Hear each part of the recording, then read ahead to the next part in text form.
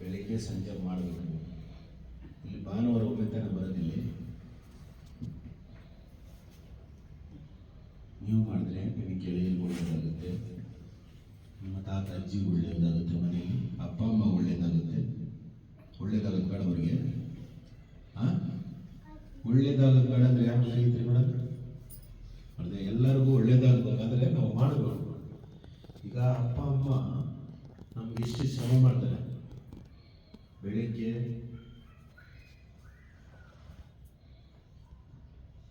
ಎದ್ದು ನಮ್ಗೆ ಹಾಲು ಕಾಯಿಸ್ಕೊಟ್ಟು, ಹಾಲು ಕುಡಿಸಿ, ನಮಗೆ ಸ್ನಾನ ಮಾಡಿಸಿ, ರೆಡಿ ಮಾಡಿ, ನಮಗೆ ತಿಂಡಿ ಮಾಡಿ ಬಾಕ್ಸ್ಗೆ ಹಾಕಿ ಶಾಲೆಗೆ ಕಳಿಸ್ತಾರೆ.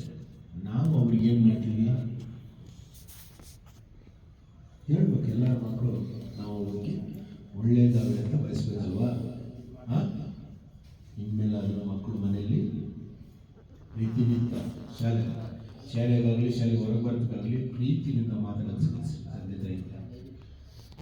ನಿಮ್ಗೆ ಅಲ್ಲಿಂದ ಏನು ಓದ್ಕೊಬರೋದಿಲ್ಲ, ಅಲ್ಲಿ ಓದ್ಕೊಬರ್ತೀರಾ, ಇಲ್ಲ ಹೋಮ್ವರ್ಕ್ ಕೊಟ್ಟಿರ್ತಾರೆ, ಇಲ್ಲಾಂದರೆ ಯಾರಾದರೂ ಆಟ ಆಡ್ತಾ ಹೊಡೆದಿರ್ತಾರೆ, ಆ ಕೋಪದಲ್ಲಿ ಬರ್ತೀರಾ. ಕೋಪನೆಲ್ಲ ಬಿಡಬೇಕು. ನಾವು ಪ್ರೀತಿನಿಂದನ್ನು ಮನೆಯಲ್ಲಿ ಬುದ್ಧನ ಪಠಣ ಮಾಡಬೇಕು. ನಾವು